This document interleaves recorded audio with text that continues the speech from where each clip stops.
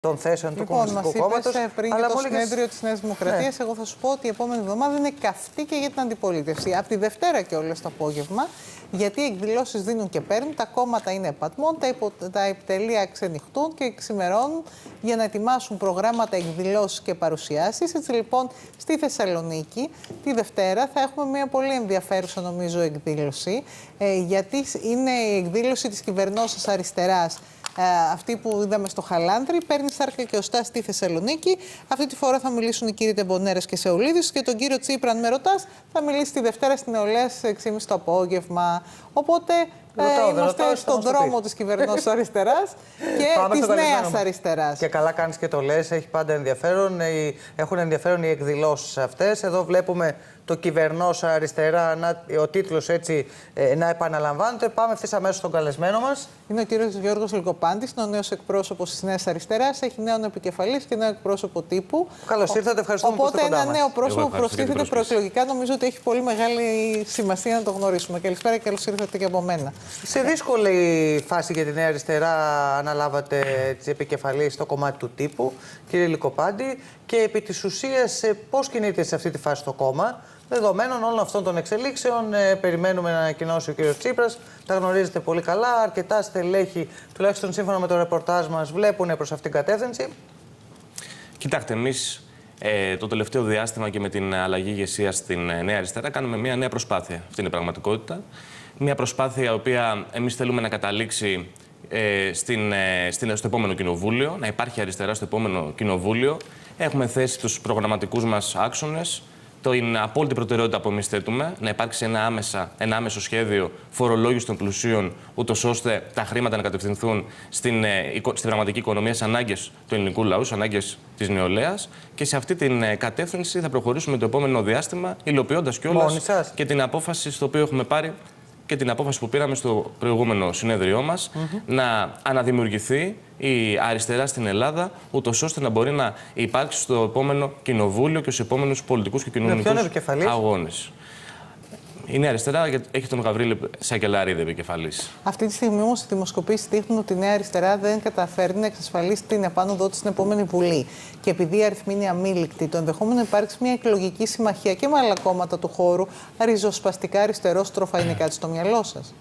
Κοιτάξτε, εμείς το πρώτο μας μέλημα είναι να ενισχυθεί πολιτικά και κοινωνικά η Νέα Αριστερά και απευθύνουμε ένα κάλεσμα στις οργανώσεις και στις συλλογικότητες, στα πολιτικά κόμματα, στα οποία αντιλαμβάνονται το ιστορικό καθήκον να συνεχίσει να υπάρχει η αριστερά για να υπηρετήσει το πολιτικό σχέδιο ανατροπής της κυβέρνησης. Ποια είναι η βασική διαφορά από το ΣΥΡΙΖΑ? Συγγνώμη, ποια είναι η βασική σας διαφορά από το ΣΥΡΙΖΑ? Σε σχέση με το γεγονός ότι εμείς είμαστε ένα κόμμα σε λειτουργία, ενώ ο ΣΥΡΙΖΑ είναι ένα κόμμα σε αναστολή λειτουργίας. Ένα κόμμα το οποίο σε λίγες ημέρες, σε λίγες εβδομάδες θα έχει καταργήσει τον εαυτό του και θα έχει προσχωρήσει σε ένα άλλο κόμμα. Ναι, αλλά κύριε Λυκοπάντη, το ρεπορτάζ ακριβώς λέει ότι δεν υπάρχει θέμα ούτε αυτοδιάλυσης ούτε αναστολής λειτουργίας του ΣΥΡΙΖΑ. Το μόνο που ενδιαφέρει το ΣΥΡΙΖΑ είναι η προοδευτική συμμαχία. Το ρεπορτάζ δεν ξέρουμε αν θα επιβεβαιωθεί. Εσείς τα ξέρετε γιατί τα ζείτε και τι γίνεται και τις συζητήσεις στο παρασκήνιο σε κάθε περίπτωση. Αλλά υπάρχει ρεπορτάζ δικό μας, το οποίο λέει ότι αντιστοίχως προς τη Λεωφόρο Αμαλίας θα κινηθούν και στελέχη της Νέας Αριστεράς. Κοιτάξτε, σε σχέση με τον ΣΥΡΙΖΑ, το ίδιο το πολιτικό του γραφείο έχει πάρει μια απόφαση που λέει ότι θα συνδράμει στη νέα προσπάθεια στο κόμμα του κυρίου Τσίπρα. Αυτό σημαίνει ότι είναι ένα κόμμα σε αναμονή για να διοχετεύσει τις δυνάμεις του σε ένα ευρύτερο μέτωπο, σε ένα νέο κόμμα. Σε ό,τι αφορά εμάς, κοιτάξτε, εδώ υπάρχει μια μεγάλη συζήτηση, η οποία έχει πάρει ανθυγιεινά χαρακτηριστικά. Μια συζήτηση. Συγγνώμη. Ανθυγιεινά χαρακτηριστικά. Ναι. Η οποία αφορά πρόσωπα και όχι πολιτικές. Το ποιος θα πάρει περισσότερο, ποιος θα κλέψει περισσότερο ο ένας από τον άλλον, ποιον θα έχει ο κύριος Τσίπρας, ποιον θα έχει ο κύριος Ανδρουλάκης. Εγώ το ερώτημα μου είναι επί της πολιτικής πάντως. Εσείς είπατε γι' αυτό διάλυση. Και αυτό συμβάλλει έτσι περαιτέρω και στην απαξίωση της αριστεράς, του προοδευτικού χώρου συνολικά και απομακρύνει πολύ περισσότερο τους πολίτες από την πολιτική. Και σε αυτή λοιπόν εμείς την κατεύθυνση θεωρούμε ότι το επόμενο διάστημα η μόνη χρήσιμη επιλογή που έχει να κάνει ο ελληνικός λαός είναι να στηρίξει πολιτικές, αριστερές πολιτικές, τη νέα αριστερά και όχι κόμματα τα οποία στο όνομα της προσωπικής τους δικαίωσης θέλουν να μετατρέψουν τον αγώνα για ανατροπή της κυβέρνησης και ανατροπή της πολιτικής κυβέρνησης σε προσωπική τους σταυροφορία. Να πούμε κάτι άλλο όμως, κύριε Λυκοπάντη, πάλι επικαλούμενοι τους αριθμούς, επειδή το ρεπορτάζ λέει ότι κάποιοι μοιραία και από το δικό σας κόμμα, ίσως και από το ΣΥΡΙΖΑ, ακόμη πιθανότερα θα ακολουθήσουν τον Αλέξη Τσίπρα.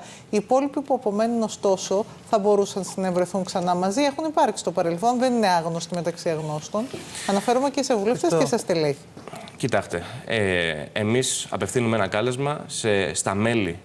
Επειδή με ρωτάτε ουσιαστικά για τον ΣΥΡΙΖΑ, από ό,τι καταλαβαίνω. Στα μέλη του ΣΥΡΙΖΑ, τα οποία αγωνιούν για το μέλλον της αριστεράς. Τα οποία αντιδρούν στο γεγονός ότι το κόμμα τους θα κατεβάσει ρολά σύντομα για να διοχετευτεί σε ένα νέο κόμμα και θεωρούν ότι πρέπει η αριστερά να υπάρχει στο επόμενο κοινοβούλιο. Αν με ρωτάτε για πρόσωπα, επειδή δεν θέλω να αποφύγω στο ερώτημά σας, εμείς, ξέρετε, έχουμε μια συνεπή στάση.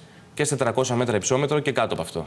Και εμείς θεωρούμε ότι η σύγκληση της αριστεράς πρέπει να γίνει σε προγραμματικό πλαίσιο, σε προγραμματικό επίπεδο και με βάση τις δικές μας αντιλήψεις. Εξαιρείτε τον κύριο Πολάκη, αν κατάλαβα καλά.